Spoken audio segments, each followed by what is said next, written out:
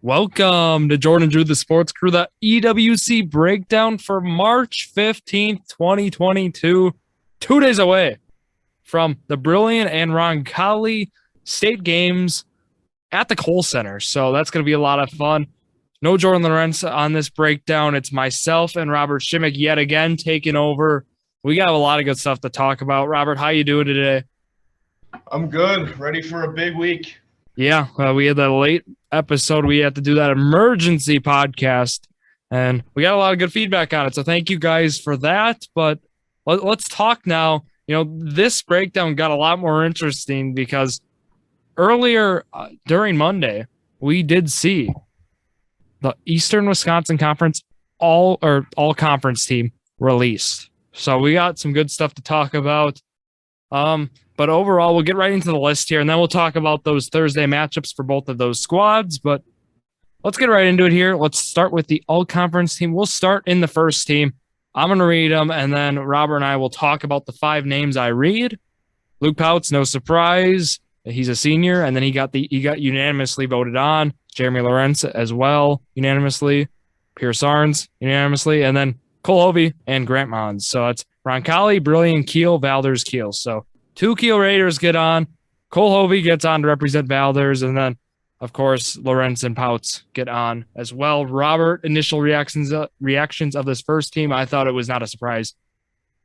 No, yeah, it looks pretty good. I mean, obviously you can, pull strings and argue unanimous and not. But, I mean, that it just all depends on, what night you see a player in the conference. Other teams are seeing good nights, other teams are seeing bad nights. That's very minor detail, but yeah, it looks pretty good. That 5th spot, as we talked about all year, we knew it would be very, very close and very interesting.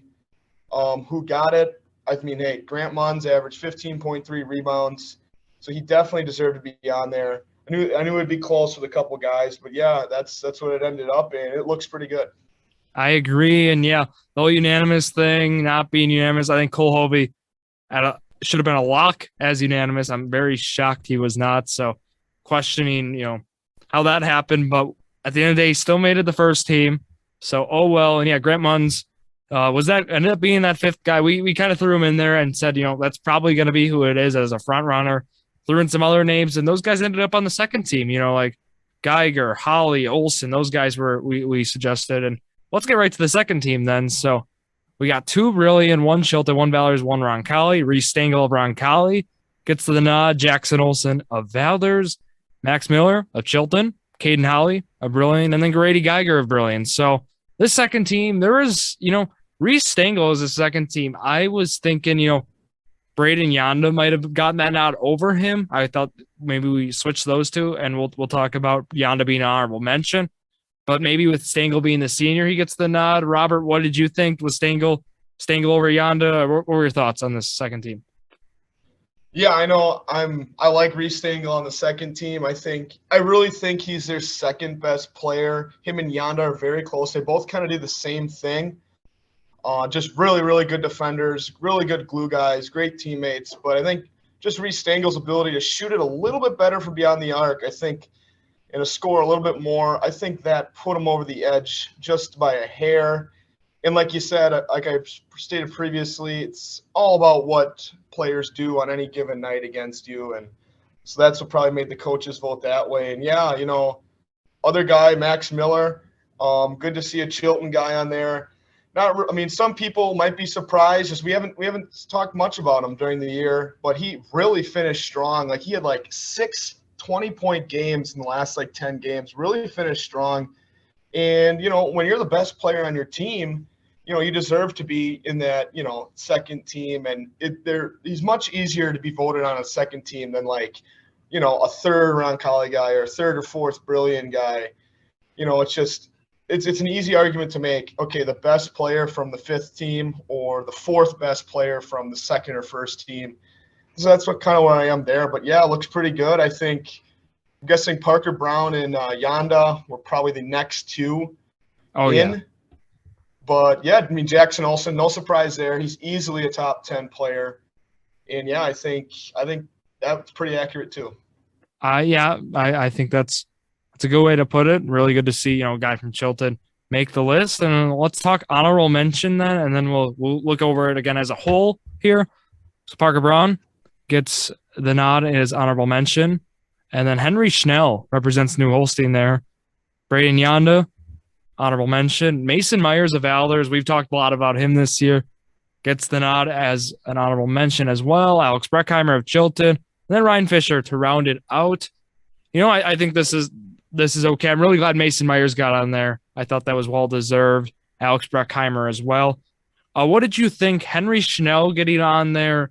We talked about him during the year a little bit. We talked about him, kind of Jaden Brown of New Holstein, and then also Phil Casper. You think, taking Henry Schnell out of that group of three as an honorable mention? Because I figured at least one of them would get an honorable mention now. Do you think that was how it should have worked out? Yeah, I think they got it right. New Holstein was in the cellar finishing in conference, and Two Rivers and Sheboygan Falls did not get anyone on. But I don't know. I always thought, like, Two Rivers, they won 6 games. Sheboygan Falls kind of went on a hot streak at the end of the year. But I always thought New Holstein was just, when they played their best, they were like better than those two teams maybe. And Henry Schnell, shot it very well from beyond the arc. I believe he was in like the mid to high 30s, and he might have set like the school record for threes made in a season or something like that. I know he shot a ton of them, but he made a pretty good percentage, I think in the mid 30s. So he had a good year, and him and Jaden Brown, I think, were their best two guys. Phil Casper, I know he wasn't playing at the end of the year. I don't know what the deal was there. But, yeah, so I don't know. Maybe that was part of the reason, just wasn't playing at the back couple of games of the year. So, yeah, I think, he definitely deserves to be honorable mention. And he was one of my top 10 earlier in the year, and just, got on a team that didn't have many wins, so we didn't talk about him that much. Exactly. And then, Parker Braun on the list. What did you think of that? Did you think there was a chance maybe? Second team would have been tough this year for guys like him and Yonda, right, with other guys like with Olsen and Miller. So you think this is kind of just how it ends up being for Parker Braun? Yeah, I just think consistency was just why he wasn't on there, and I don't really have an issue with it. Just wasn't every given night. Parker Braun, for the middle of the season there, had a ton of games where I was like, this dude is a first-team all-conference player, and then it's a bunch of games he just kind of, wasn't, brilliant. They had 4 or 5 guys that just can go off any night. He took a back seat for a bunch of games there at the end of the year, and I think that kind of hurt him a lot. But, yeah, like I said, when he's making his shots, he's as good as any guard probably in the conference. In the sectional final, he led all scorers, went on a little 7-0 run by himself out of halftime to get him back in the game. And, yeah, so he's just as deserving up there. But like I said, it's just that consistency thing. And, he's Brilliant's 4th best player. So it's kind of tricky. Brilliant didn't even take first in conference to have 4 players on the first 2 teams. That's half of the top 10 players. But I will say, though, overall as a conference, I really like the 5 players per team. Some conferences you see they have 7, 8, 9 guys. It's just like we're just giving awards to anyone and everybody. And I do think it's good that EWC just stayed with that 5 to truly honor the most deserving players. I agree, and I got one more for you. Ryan Fisher and Joe Witzak. Joe Witzak not getting on. Do you think Fisher over Witzak was a fair way to go about that, or what do you think there? I don't know. I like Joe Witzak. I know. I felt that was a close one. It's close. I definitely think Witzak should have been on there. I think he's kind of in that Parker Braun boat on maybe a lower level, just like, he's Roncalli's like 5th guy, 4th. I think he's Roncalli's 4th guy, but I think Joe Witzak, little better defender than Fisher. Fisher made some big threes, and he shot the ball well, especially after his kind of cold start to start the year. But yeah, I definitely think Witzak, I'd probably put him on there maybe instead of Fisher, but it's splitting hairs. You're very close, and obviously it's whatever coach voted him. He must have been on that night. So yeah, two deserving players, but that's just kind of how it goes sometimes. Exactly. Just wanted to highlight some players that maybe didn't get on the list, but we'll get to the part of this. Not everyone wants to hear. The player of the year, Luke Pout of Roncalli, gets it done. Rightfully so. Looking at stats and stuff, how he performed near the end of the year and just overall throughout the year, right? For me, I think it really took control for him was, it was a game Jordon Lawrenz and I announced at Roncalli at the Jet Hangar against Kiel, put up a 2020 game against, I know it's Kiel, and I know Brilliant had some good outings against them as well, but I mean, he's just had some great games like Roncalli school record setting games for the conference winning Jets. Robert, what do you think with Luke Pout's winning player of the year? Yeah, they got it right. I mean, he's traditionally it's best player from the best team, but I mean, I think, if Brilliant and Roncalli tie, I still think he gets it. He's the senior. And, statistically wise, he was a lot better than Jeremy Lorenz. Jeremy Lorenz is probably obviously your runner-up in the player of the year. But, yeah, I just think they're very close. I know Luke Pouts is getting D3 looks, Jeremy Lorenz getting D1 looks, but that's very irrelevant when it comes to this. And if you're just looking on how they played this year, Luke Pouts, he just had a better season. I mean, 56 that has to be. I'm thinking that's an EWC record. It's got to be. I know he had 47, and Brilliant's record's 45. And I mean, I obviously don't know every team, but 56, I haven't heard anyone, at least in the last 20 years, score more than 56. So just an amazing player, and it's just he's been in the EWC for 4 years now, and it's just going to be weird next year without him, because you think of Roncalli, you had, Chomby, and you had Stelzer. And Stelzer. It's just they've always had big guys, and it's just you just thought the last couple of years, you just thought of, Luke Pouts, Roncalli, just, how are we going to defend him? He is just a bull inside. And, yeah, it's just – I think the EWC is the other teams are, they're fortunate they don't have to prepare for him any longer, because he was just really frustrating to prepare against, I'm sure, for most of the other coaches. Exactly. And yeah, I brought that up actually on Monday's episode. If you want to go give a listen, episode 53, I brought up, look at these records that Luke Pouts has broken this year, and look at the guys who have played for Roncalli the last decade. I mean, I even brought, Bryce Pouts, look, and we brought Ben Stelzer, of course, Behringer, and then Chomby, and then, just a long list of, guys for a dynasty basically in high school basketball with the Roncalli Jets, right? And Luke Pouts is breaking records. So congrats to him and the Roncalli Jets, and it's looking good for Jeremy Lawrence next year. And Robert, do you have any other comments about this conference team? No, not really. I mean, it was pretty much exactly how I thought it'd go. Really no surprises. I knew Luke was going to win player of the year. And yeah, I think they got it exactly right. And I'll also just finish it with this. I think it's always there's always people, I'm mad. This person got honorable mention. This person got second team. It's just yeah, it doesn't matter. The coaches, they're not stressed about it. They don't really care. That's what I want to tell those people. It's just it's not a big deal who's the 13th or 14th best player in the conference. Nobody cares. So it's just that's just a thing. It's great to recognize these players, but people also just have to keep in perspective that this stuff is not that important in the course of a season, and it really means nothing at the end of the day.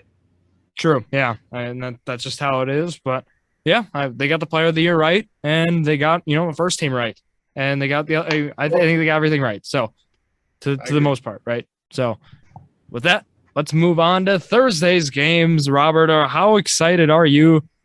We get to see the Brilliant Lions and the Roncalli Jets. Brilliant's going to kick it off 1:35 p.m. tip. And that's going to be the 4 seed Brilliant. They're going to face the 1 seed there, West Salem. Let's talk about West Salem a little bit here. 26-1 out of the Cooley Conference, right? That's how we say it. And then, yeah, so they are, like I said, 26-1. They finished 11-0 in that conference. And looking at it, Robert, give the people your scouting report on West Salem. I want to hear first what you got. Yeah, well, they play that Cooley Conference, and it's traditionally been a pretty good conference. A lot of great players come out of Black River Falls and Gale Electric Tremperlow. But yeah, I mean, I looked at it. I looked at all of the teams. They had one loss, non-conference loss to Eau Claire North, I believe. And Eau Claire North is a sectional final D1 team. maybe sectional 7. I know they're a sectional D1 team. So they're a really good squad. That was a tough loss to them, but I mean, they haven't really had like too many close games besides that. I don't even know if they've had a game within like 10 points, 15 points. All their games are from 20 to almost 50-point wins. So it'll be very interesting. It's like you kind of have to think, like, is this like, a legit team, or are they just beating a lot of bad teams? But at the end of the day, they're 26-1, and you have to respect them. They got two very capable players. They have a 6'7", Peter Latos. He really caught my eye when I first watched them. He averages about 15 a game, but just 6'7". Kind of, I don't know. This is a very scary player, I'm gonna say here, but like a Jeremy Lorenz, Luke Pouts, like if you mix them in two, like just like A 6'7". hybrid. Yeah, like a 6'7" Jeremy Lorenz.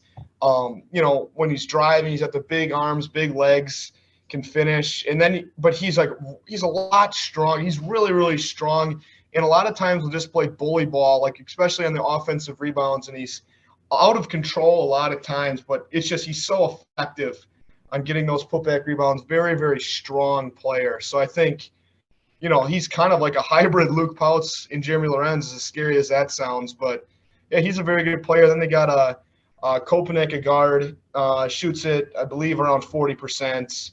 Very good, averages about like 17, I think. So, yeah, Brilliant's got their hands full. But I know if, they just slow down, and they got to try to win it in the 40s and 50s. This Brilliant offense, they can score. But this West Salem, I mean, they've hit 90, 80 just a bunch of times. They can score as well. So I think if Brilliant kind of takes a page out of the Freedom sectional final game book, and it's like, no, we're just really going to focus on defense, and we got to win this game in the 40s and 50s. I think it'll be a very close game if that's their mindset. If they want to get into a track meet, yeah, it could be 80-70, but I don't know. I might favor West Salem if they try to do that. Yeah, I think that's going to be a strategy for Brilliant here to win this game. I do think what's in Brilliant's favor here, West Salem, they have not played a lot of close games, and I think that might be a benefit. I don't know, have minute logs, but if these starters haven't really gone deep into games, because look, even these playoff games, they've ran right through them, 20, 30-point games for some of them. So that's got to be a little concerning if you're West Salem, because, your players haven't played maybe a full 36 that we've seen Jeremy Lorenz or, a guy like that who's had to play the full length, having your star play those full lengths. That's why I don't know about, Peter Latos. If he's played, those full 30, maybe not 36, but 30-plus minutes in a game. Of course, Carson Kepnick as well. Have these guys done it? We don't know. So I think that might hurt West Salem, and that might be something, if you're Brilliant, might be really on your side. But I mentioned this in our emergency episode, Robert. If Brilliant starts slow again this postseason, I think it's going to be, a tough waterfall to climb up of. It's going to catch up with them one of these times. I mean, I've said it. It's just like, obviously, I've just had conversations with, some Brilliant people and just fans. Literally, their season, I didn't know if they were going to win a playoff game. I mean, you were at that game in Oostburg. I was. It's like, it wasn't like we just started slow. It wasn't like, we're just not hitting shots. Like, it was the second half. We were down like 7 points, 8 to 10 points. And I was like, we're going to have a tough time winning this game. And, they pulled away. And then they're down 10 against Denmark. They're down 12 in the second half. Lorenz is out with 6 minutes to go. Somehow find a way to win. Like, they had no business winning that game, too. And they got a break, with Kiwani. And then the same thing happened with Freedom. I mean, down 19-5 against a Freedom Irish team. And granted, the scoreboard went off. A lot of stuff happened in Brilliant's favor. The scoreboard gate. Yep, but it's just amazing, the perseverance. I don't know if Brilliant just wants to start the game 10-0, and they want to give the other team a handicap. Yeah, so they don't even have to deal with getting down 10 points. They can just start down 10. But no, in all seriousness, though, I really think Brilliant is right in this game. That 1-4 spread can be a little misleading, but I've watched both of their sectional games with West Salem. Yeah, they were not nowhere near the level of Denmark or Freedom opponents. And Yeah, I just think this is a really close game. I do think it stays within single digits, and I hope it does. It very well couldn't, but I'll be very excited to see how this game goes. Yeah, I am looking forward to it as well. West Salem, I think, I think single digits is definitely going to be how this game goes for sure. Just like looking through it yet again. These opponents are it's just not the same level of competition that Brilliant's gone through, especially in the EWC. Look, another team made it to stay even in the conference, which says a lot as well. But single digits is going to be what I am rooting for. Of course, I'm rooting for a game, right? And you brought up Brilliant in Denmark. Brilliant had, like you even said, Brilliant no business winning that game, and it's just it's insane to see this team made it to stay. Because I personally, I thought they might even lose to Denmark, and I mean they almost did, but this team's just time and time again have proved a lot of people wrong, and they're at the Kohl Center, so. That'll be a lot of fun, Robert, and you'll be enjoying it, I'm sure. And the whole city of Brilliant will be there, I believe, right? Isn't that kind of how it's going to be? Probably, and I hope we pack it. That first game is always a fun one to play. I know Valders, didn't they play the first game? We did, yes. Kettle Moraine, Trent classic. Hickman buzzer beater, and then let's not bring up the championship game. Let's just not do it. We won't. But yeah, let's talk about the Division 4, the night game. Roncalli and Marshall. This will be that. We both said it before we recorded. Full disclosure, we really like Roncalli in this game. I think, Roncalli's got arguably, one of the best players in Division 4 left in Luke Pout. Milwaukee Academy of Science is very talented, so you got to say but I think they really got this Marshall team. I think they'll take care of them because, again, Roncalli's played a tough schedule.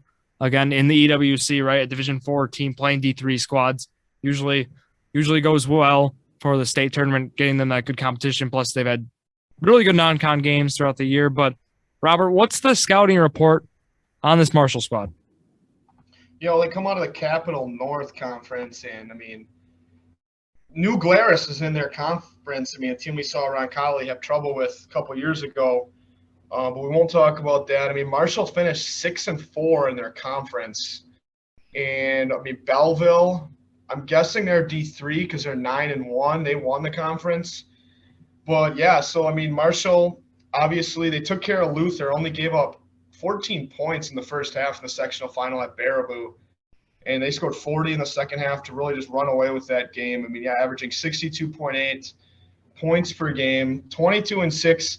Solid squad, but like you said, I really like Roncalli in this one. Not sure what defense they play. If they play zone and they have a really good zone, maybe that gives Roncalli fits a little bit. It takes a while to figure out. I know SMC, they gave him fits in the first half, but, we saw how that game ended up. But, yeah, I definitely – and I said this before the Roncalli-Iola game. I think Iola, Roncalli, and – Milwaukee Academy of Science. I think those are your best three teams in Division 4. And then you got your Sheboygan Lutherans, but they lost. So, yeah, you don't have to worry about them. And it's just kind of where it is right now. I definitely think they have this game by 10 points. But, yeah, we'll see. I've seen Roncalli play really dominating several years ago at the Kohl Center. And then they got upset the next year to the 4-seed New Glarus. That was quite the game.